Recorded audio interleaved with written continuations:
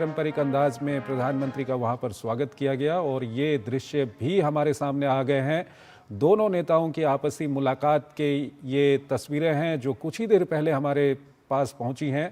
Benjamin Netanyahu और PM Modi के बीच में आपसी मुलाकात वहां पर हुई है और ये काफ़ी महत्वपूर्ण मुलाकात है दोनों देशों के संबंधों को आगे ले जाने के लिए। तो ये इस वक्त के हम दृश्य आपको दिखा रहे हैं और अपने आप में भारत और इजराइल के संबंधों को ये दृश्य परिभाषित करते हैं और साथ ही साथ परिभाषित करते हैं कि कितनी अच्छी केमिस्ट्री प्रधानमंत्री मोदी और पीएम बेंजामिन नेतन्याहू के बीच में है। सिंघल साहब, क्या कुछ कहेंगे इन दृश्यों को देखकर?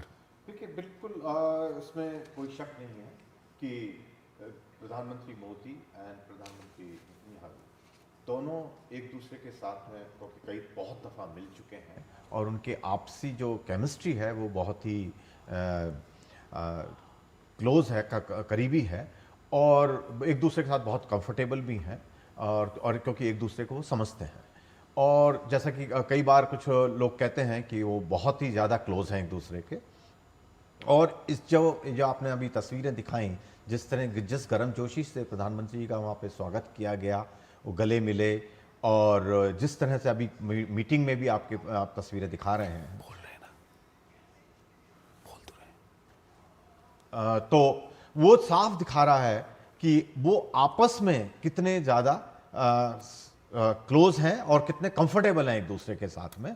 और जब राजनेता आपस के एक दूसरे के संबंध अच्छे होते हैं तो जब बातचीत होती है उसका भी देशों को फायदा मिलता है, क्योंकि वो एक दूसरे को समझते हैं और कई बार कुछ जहां उनको पुश करना की आवश्यकता होती है, कई बार डिप्लोमेसी उसमें ब्यूरोक्रेसी में कई बार कुछ चीज़ें रुक जाती हैं, लेकिन अगर पर्सनल रिलेशनशिप उनकी आपस में अच्छी होती है तो वो उसको पुश दे देते हैं और उसको जो समस्या होती है अगर कुछ बात की तो वो भी हल हो जाती हैं। जैसा कि अब एफटीए के बारे में हमें बात कर रहे थे कि इतने समय से रुका हुआ था क्योंकि हमारी अपनी रेड लाइन है, इजराइल की अपनी रेड लाइन्स हैं, लेकिन अब जो संभावनाएं व्यक्त की जा रही हैं कि हम जो है उसमें बहुत तेजी से आगे बढ़ेंगे और जो नए आयाम उससे पहुंचेंगे, वो इसी वजह से सामने आ रहा है क्योंकि दोनों प्रधानमंत्री की रिलेशन जो है बहुत ही आपस में प्रगाढ़ है। बिल्कुल। और डॉक्टर जहांगीर, जिस तरह की तस्वीरें हम देख रहे हैं, जो ये एक कंफर्ट है, जो सहजता है, जो विश्वास है,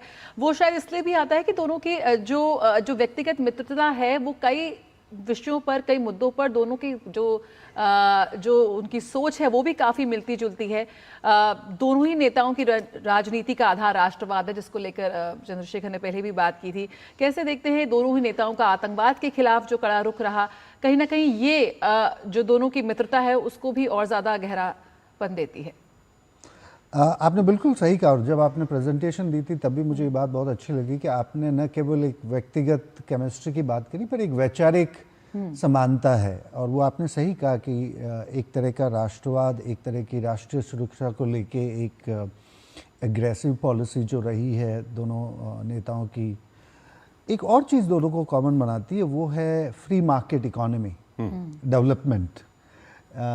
भारत में समाजवाद से प्रेरित जो भी आर्थिक व्यवस्था रही है उसमें नरेंद्र मोदी और बीजेपी का एक बहुत बड़ा मतभेद ये रहा है कि नहीं, भारत एक तरह से प्राइवेटाइजेशन, इंडिपेंडेंट एंटरप्रेन्योरशिप को प्रमोट करके ज़्यादा तेज़ी से डेवलप हो सकता है।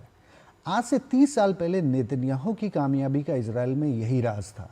भारत की तरह इजराइल भी एक सोशलिस्ट इकोनॉमी था, बहुत बड़ी प्लानिंग इकोनॉमी ही इजराइल का आधार थी और इजराइल में अमेरिकनाइजेशन या जिसे उदारीकरण कहते हैं आर्थिक संबंधों का, वो 1990 के बाद होता है। और नेतन्याहू की जो राजनीतिक करियर की शुरुआत है, अगर आप देखें वो पहली बार जब प्रधानमंत्री बनते हैं वो तो 1996 में बनते हैं, पर उसके पहले वो फाइनेंस मिनिस्टर बनते हैं।